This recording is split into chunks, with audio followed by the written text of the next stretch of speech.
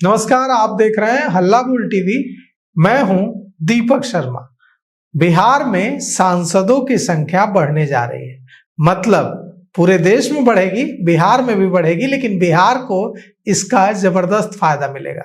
बिहार में अब 60 लोकसभा सांसद होंगे।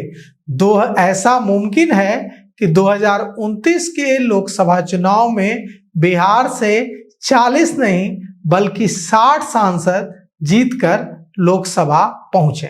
तो क्यों हो रहा है ऐसा और इसका क्या असर होगा, इसके बारे में हम आज विस्तार से चर्चा करेंगे। 1951 में पहला आम चुनाव भारत में हुआ था।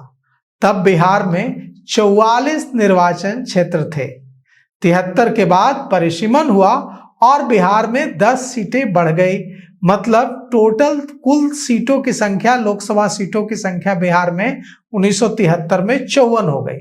बाद में झारखंड बिहार से अलग हो गया और अभी वर्तमान में बिहार में लोकसभा सीटों की संख्या 40 है।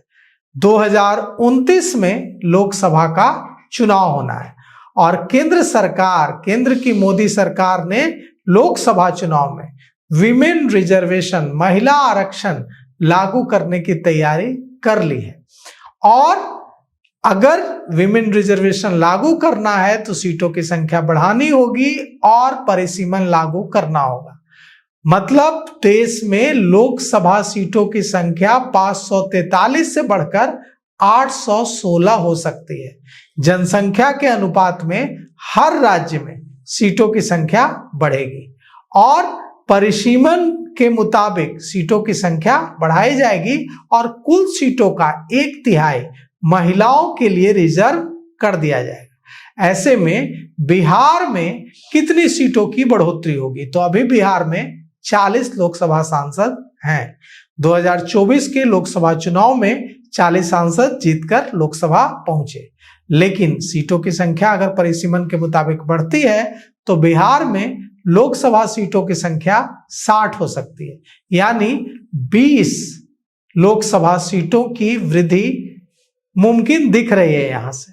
और यह जो परिसीमन जो लागू किया जाएगा या 2011 जनगणना के आधार पर किया जाएगा। अब सवाल यह उठता है कि क्या इससे बिहार को फायदा होगा?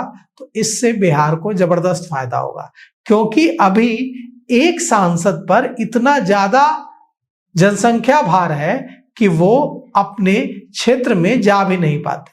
एक सांसद के पास इतना बड़ा क्षेत्र और इतनी बड़ी जनसंख्या है कि उनके लिए मुमकिन ही नहीं कि वो अपने मतदाताओं से कनेक्ट कर सकें, अपने मतदाताओं से रूबरू कर सकें।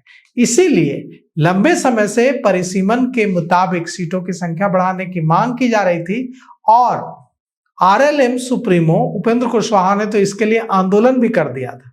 तो अब लग रहा है कि परिसीमन लागू होगा और बिहार में सीटों की संख्या बढ़ेगी। 1973 में परिसीमन हुआ था और बिहार में सीटों की संख्या 10 बढ़ी थी।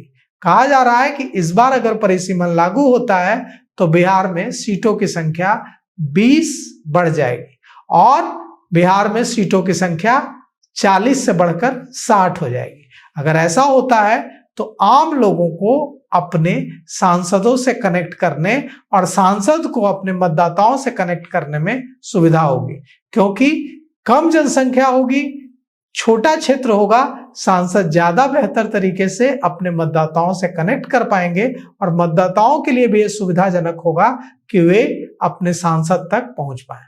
तो देखिए क्या कुछ होता है। अभी तो कुछ वर्षों का वक्त है, 4 सालों का वक्त है, देखिए क्या कुछ होता है। तो फिलहाल इस पेशकश में इतना ही। आगे की खबरों के लिए देखते रहिए हल्ला बोल टीवी और आपकी क्या राय है इस पर कमेंट कर जरूर बताइएगा। धन्यवाद।